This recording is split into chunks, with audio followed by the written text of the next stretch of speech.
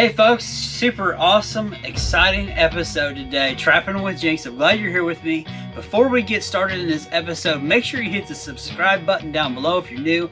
Turn the bell notifications on, that way you don't miss anything. And enjoy this video.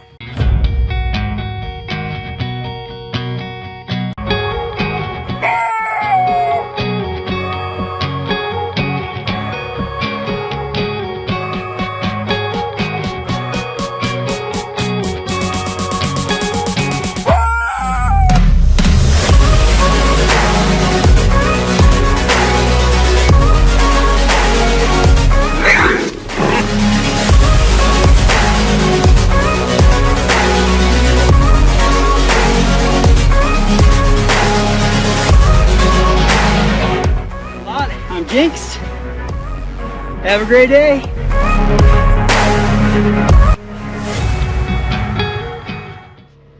Welcome to another super awesome episode of Trapping with Jinx. This will be my first episode catching. I am really excited to get back with it. I set 38 traps out up in Iowa. Running up there, got two properties. They're pretty good little properties. I'm cold rolling. I'm seeing some coyote sign. Not a lot of coyote sign, but I know it's about like setting a big spider web, right? You know, you got to get your web out and you got to wait on stuff to come through sometimes. So cold rolling, you have no idea a lot of times. A little bit of strategy here. The wind is definitely variable. There's not a prevailing wind. The temperatures are really good right now. So I've made a lot of my sets a little bit differently. Waddell would say you set with the wind and you set against the wind. I think that's kind of how he says that. You set right with the wind, you set wrong with the wind. That's how he says it. So that's kind of how I'm working my sets. Other than that, I'm using just... All right, so... other than that, the temperature's really good. It won't get below freezing for a week, which is nice. It's dry weather forecast. And let's go check some traps. Should be a good day today. I should have some good catches on here. All right, guys, here we are into the possums and the raccoons, right? That's par for the course for trapping. That's what happens when you're trapping early. So I wanted to show you guys this quick catch. It's a good location. I can already see some of my other sets have got some fur in it, but I really like this location. I know I'm gonna catch some coyotes. I just gotta keep the raccoons out of there. There's a fence row that goes this way, and there's a transition from this field to the next. Now I'm trying to catch a bobcat right here in this corner, right where I caught this raccoon. It is what it is. I love these cedars, and the ditch kind of comes right here, so everything's forced in or out. I did set this one really pretty much for a bobcat, but there's a terrace that kind of comes down through here, and I did a pre-bait set last week, and there was a lot of good coyote activity on it. Now the very end of this draw, I've got a set up there, and I can see something up there is bouncing, so we'll see what we actually end up catching on the end of it.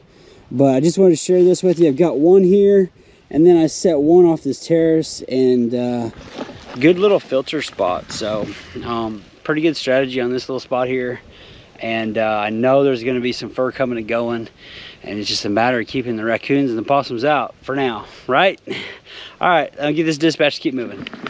Well, there you go, guys, on the board. First coyote catch in Iowa. I didn't catch nothing yesterday but raccoons, so I'm on a second day. But just a textbook location. I love these filter strips. They're always hunting these. I had a raccoon here yesterday. Today I've got a nice coyote. I also have a couple good sets here on this point, and can't beat these spots here, guys. So super excited. On the board, this is the first coyote I've ever caught in the state of Iowa. Get that dispatched and move on down the road. Well, I caught a lot of these guys here yesterday. Of course, he's in my shadow. I like this spot. Nice big creek system. They're either crossing here. I got a cable or a snare right over here. I got another trap over here in this corner. Looking for a bobcat. It's a good transition for anything feeding on all of this stuff here. The last picture I just showed you, I caught that coyote up here on the hill. I love these buffer strips. There's a big, huge brush pile, 2 brush piles on that. So that's the type of magnets I'm always looking for in my properties. When I see those are feeding opportunities for the coyotes as they transition through. You can't miss that stuff. That stuff's always my favorite. So anyways, I'm gonna get this raccoon dispatched. Catch a lot of raccoons this time of year. I usually like to set off of this, but the problem is with it being dry, you always worry about the plow, right? So I'm playing it safe. I'm in a little bit so I can find my stuff if I have to. It's just the way it goes early. You worry about the plow, you worry about the tile machine, bulldozers. Those guys are out here doing their work too. Okay guys, I think I'm gonna go ahead and show you a remake real quick. I'm catching a lot of raccoons. I really struggle with that early. There's not a lot that I could do about that. Iowa is just, in Missouri, is so plentiful on the raccoons, and always early on, it's just a struggle that we have. Later on in the season, like the December, January portions, when the raccoons hole up, that's when I really put up my good coyote numbers. But until then, I have to thin out the raccoons, and the farmer loves it when we do. So another piece, it's kind of a midway piece. There's a fence line going that way. I figured there's a transition here some point. I do have another really good set off of this point right here. I'm gonna check in here in a second.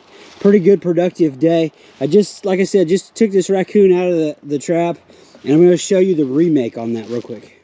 Okay guys, so I went ahead and I drilled out my hole. I'm using a trench style set. I call this my Jason VANCE double trouble set. I learned these out in Kansas when I took the LKL class. It's a real similar set. A lot of pros are using the trench style set, which really forces them to step down into the trench. I like my hole at a 90-degree angle. If you watch a lot of my videos, I'll show you that set. I've got a video, it's called Top 4 Producers from last year.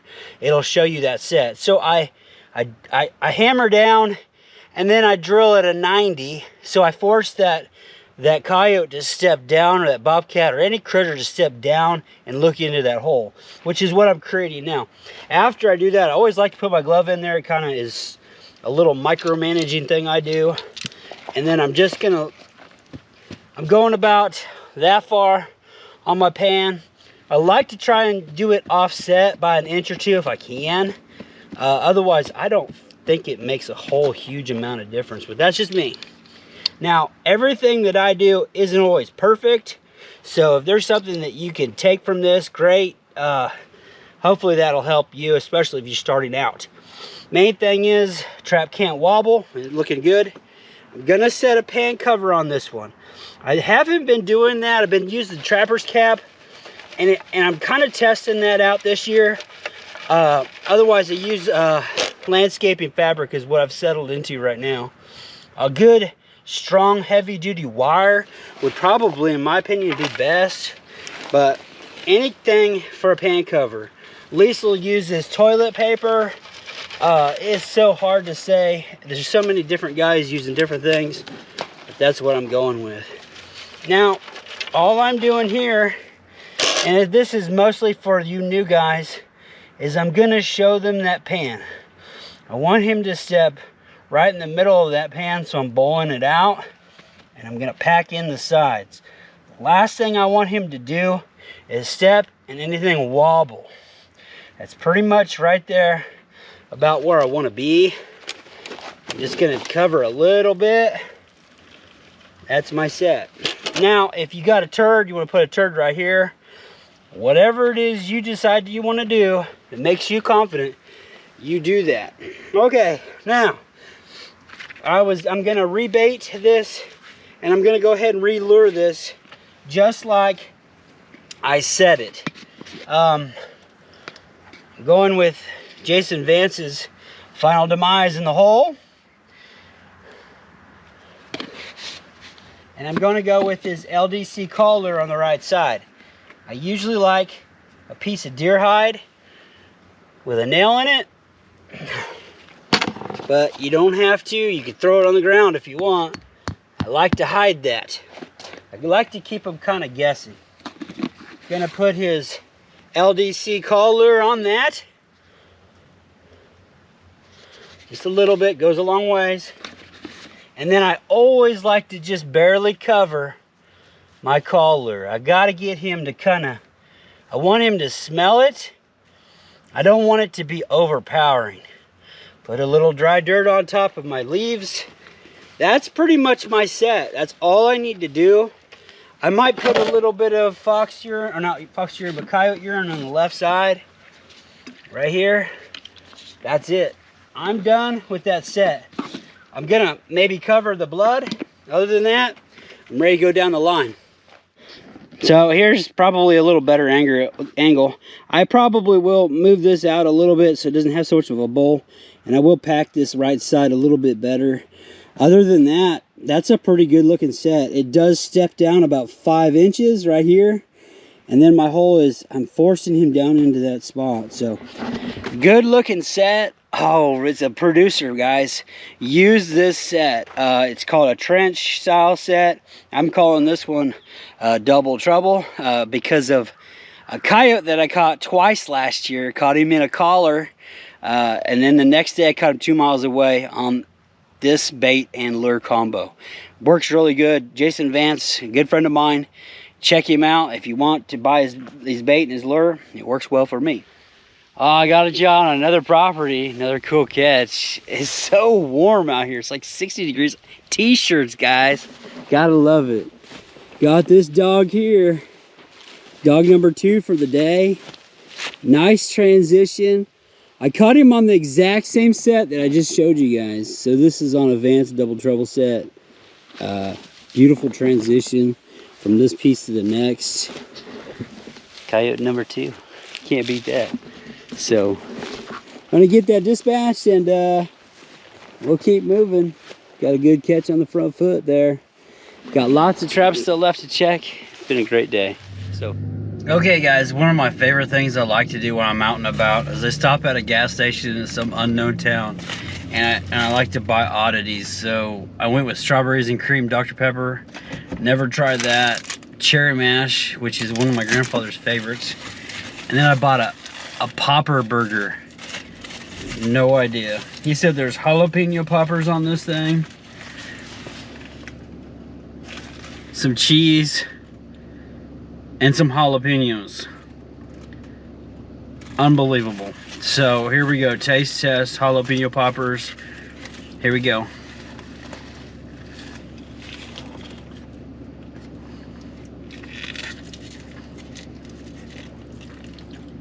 It's got some kind of mozzarella type cheese on it. It's really good. Anyways, if you're out on the line, get you some oddities. A little hot. Jalapeno popper burger. Pretty wild. Anyways, I thought I'd share that with you. If you're on the line, try to do things that are a little different and unique. It makes for a cooler, shorter day. It's kind of fun. Okay guys, I made it back and not a bad day today. 2 dogs, 2-dog day, 4 raccoons, and several possums, right? Hope you guys like that episode. Hey, I'm getting on some more new ground. I'm gonna roll some new properties. Cold rolling up in Iowa. Loving it. Having a time of my life. I hope you guys like this type of content. If you guys keep watching, I'll keep kicking it out. So, hey, you new guys, if you're new to the channel, make sure you hit subscribe. Otherwise, click the big thumbs up. Helps me out a lot. I'm Jinx, and have a great day.